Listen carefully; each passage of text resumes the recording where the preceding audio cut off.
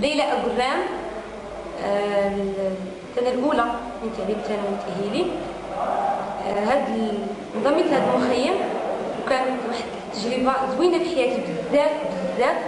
في الأول كنت مترددة، قلت ما غاديش ننسجم مع البنات ولا مع الأطور ولكن كان العكس، حيت من النهار الأول شكلنا واحد الفريق في المراكز ديالنا.